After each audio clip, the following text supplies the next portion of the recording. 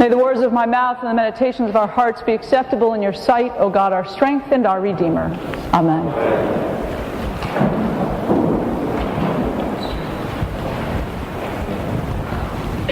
On this fourth Sunday of Easter each year, we celebrate Good Shepherd Sunday. And we also read from the 10th chapter of John. And this being year C, we are hearing from the very end of that 10th chapter of John. And if you spent much time reading John or studying John, you know that he rarely writes anything without it having a purpose. John is always full of connections and allusions from one thing to the next. Reading John is actually never a very simple task if you pay attention or check back on John's references. And so we seem to hear this relatively short, straightforward story from the 10th chapter of John about Jesus in Jerusalem and questioning of the people there at the temple again. And another allusion to Jesus as the Good Shepherd and his followers as the sheep. But if we spend a little bit of time digging in to these 8 verses, you will find they are very rich and have a lot to tell us and a lot to invite us to think about. The first thing that John says to us is it's the festival of the dedication. Does anybody know what the festival of the dedication is called now? Hanukkah. The festival of dedication to modern Jews is known as Hanukkah. So what are our Jewish brothers and sisters celebrating at Hanukkah? Anybody know? The Maccabees. Thank you. Who said that? 10 points to Peggy for the Maccabees.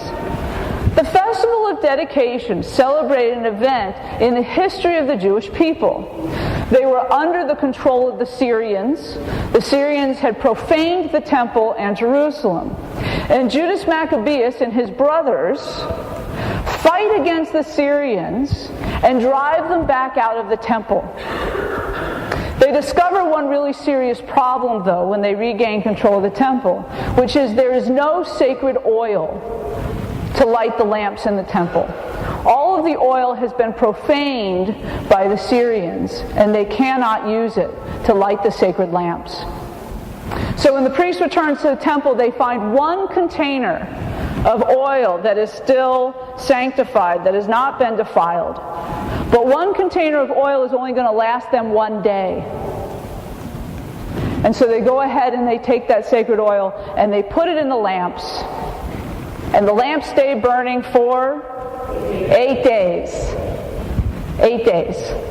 And 8 days is simply the amount of time it would have taken them to make more olive oil and to sanctify it and put it in the lamps. So John tells us that Jesus is at the temple for the festival of the dedication, what we would call Hanukkah, a time when the people remember God's power, a time when the people remember that they had been subjected, but that they had triumphed at that point. They had driven the Syrians out of their sacred space. John also tells us that Jesus is walking in the portico of Solomon. 2 reasons. One, it's the most sheltered, so in the winter it's where you want to be. But 2, Solomon was known as the wisest king. Solomon was revered for his wisdom. And so John is making all of these plays with reminding of the time when the people drove out their invaders, and also reminding of Solomon, the wisest king. And the people come and question Jesus and say, if you are the Messiah, tell us. Tell us. The people know. They already assume Jesus isn't the Messiah. Why? Because they believe the Messiah will drive out the Romans, sort of like Judas Maccabeus drove out the Syrians. So they're almost taunting Jesus, saying, clearly you're not the great military leader. You're not even Judas Maccabeus. You're just this guy. But we want you to tell us, because we know you can't do it. And Jesus, instead of responding in a straightforward manner, which he never does and almost never does in John, takes a little bit of a turn and begins to speak about sheep and the shepherd. Again, another reference to one of the great kings, David, who started his life as a shepherd and yet constantly defended the people against invaders. Most of David's kingship, the people were at war, and David won over and over and over again because the power of God was with him. So you can see John is inviting us into this really rich tapestry of history and allusion to Solomon and to David, to the coming of the Messiah. And here we have Jesus over here talking about sheep. Now those folks were a lot more familiar with sheep than we, but I've had a little bit of experience with sheep because I had an acquaintance who had retired as a physician and decided that after the hurly-burly life of a hospital, he was going to be a shepherd. He bought some land and he bought about 30 sheep. He knew nothing about sheep. He learned very quickly, however, and when I went to visit him, he said, well, come on out into the pasture. And as John walked through his pasture, the sheep just went about doing their sheep thing. They're grazing, they're laying down, they're relaxed. I got near the sheep, and it looked like they had been stung, leapt up, ran away. They were going to have absolutely nothing to do with me. And I thought of these images of the Good Shepherd. My sheep know me. Well, clearly the sheep did not know me, and they would have nothing to do with me.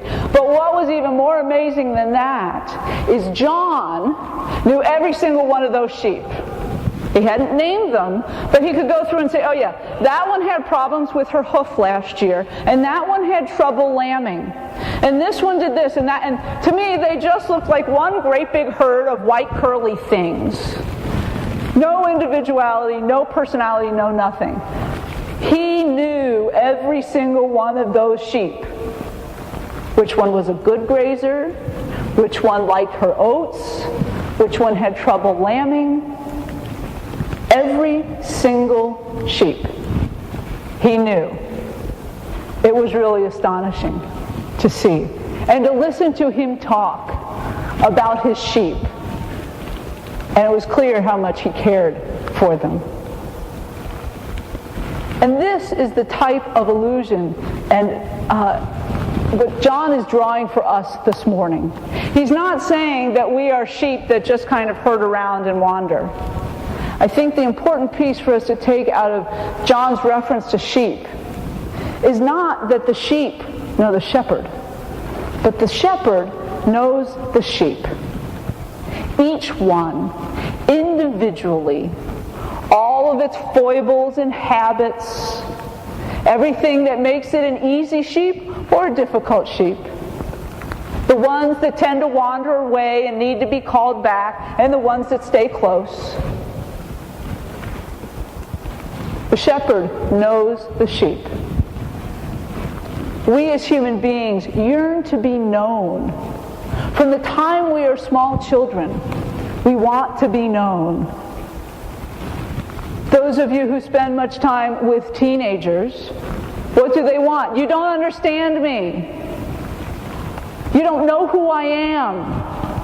I'm not who you think I am. Even into adulthood, we'll say that. You don't know who I am. You might think that you don't know.